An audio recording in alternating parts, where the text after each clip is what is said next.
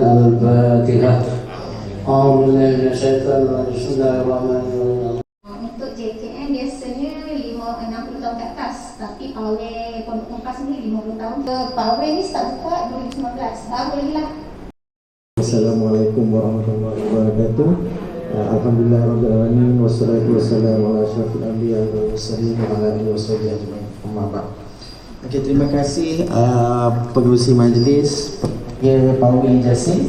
Terima kasih atas liputan untuk memberi ceramah berkaitan dengan norma baharu COVID-19.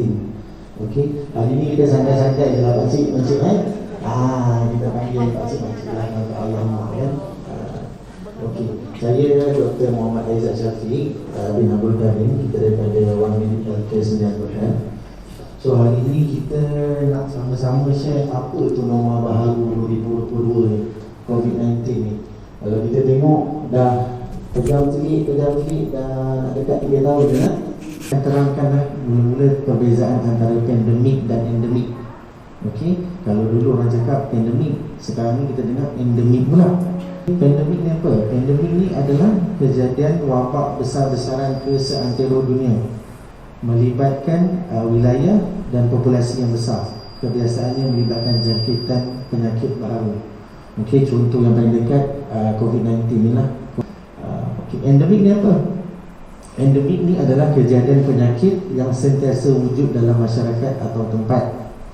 Penyakit ini dijangka sentiasa ada kes dan pada kadar yang stabil serta rendah. Contoh paling dekat adalah denggi. Dia dah sampai satu tahap kita kena hidup dengan dia. Itu adalah endemik. Nak tak nak, suka tak suka, endemik kita kena hidup dengan penyakit ni lah. So kita ni sekarang dalam kata jangka masa daripada pandemik nak ke endemik. Mungkin satu hari nanti virus COVID-19 ni memang dah ada dalam badan. Cuma teruk atau tak teruk, dan dia punya kesan dalam badan tu teruk atau tak teruk. Okey, kalau kata cara nak elak, macam mana nak hilang COVID-19 ni, kalau pakcik makcik tanya saya pun tak boleh jawab. Maksudnya kita tak tahu bila dia akan hilang. Kita dah cuba macam mana, tapi yang kita boleh buat, kita sediakan diri je.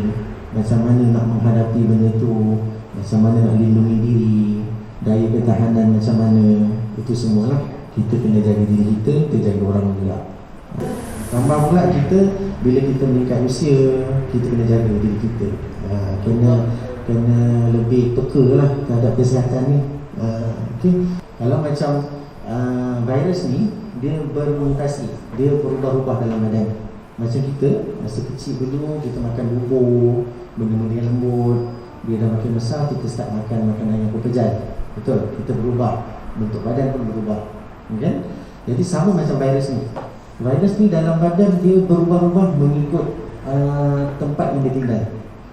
Okay? Dia sentiasa berubah. Kalau dulu mula-mula kes, kita tak faham apa tu COVID tu. Kita tak tahu macam mana dia rosakkan badan kita. Tapi bila kita dah ada cukup data, kita dah study betul-betul, kita dah belajar by case dengan tengok case, so kita dah makin arif, kita dah boleh kawal. Kes memang tak berlaku, tapi kalau kita tengok kadar kemasukan ke ICU selepas divaksin ni sangat kurang. Okey, yang biasa kita tengok demam, batuk, sesemut, bunyi macam demam biasa lah makcik. Bunyi macam biasa ni, bila kita test positif. Ada pula yang kata saya demam, batuk, sesemut hari ni, saya buat test negatif. Bila saya ulang balik hari ketiga, hari kelima, positif pula. Macam mana tu?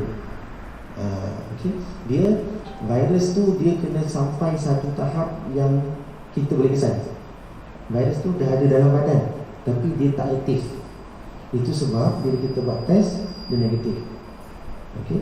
Cuma saranan saya, kalau kata ada demam, batuk, sesemut, ini guna dia. Kit yang Encik Farhan tadi terangkan. Buat self test sendiri kat rumah. Ada batuk, ada sesemut, ada demam. Benda first yang kena fikir sekarang ni COVID. Bukan sekadar demam biasa. Tu buat test kat rumah, 3 hari, 4 hari tak ada kurang, pergi buat test yang seterusnya. Memang kita terpaksa hidup dengan keadaan macam ni. Dia dah kita dah tak boleh, bukanlah kata tak boleh kawal, Tapi virus tu dah mana-mana pun ada. Pencegahan COVID-19, first kali membasuh tangan lah. Sebut senang tapi nak buat susah. Pegang-pegang apa, nak basuh tangan memang lambat, susah. Kadang pegang tiba-tiba bersih, pegang hidung, pegang orang tak tu.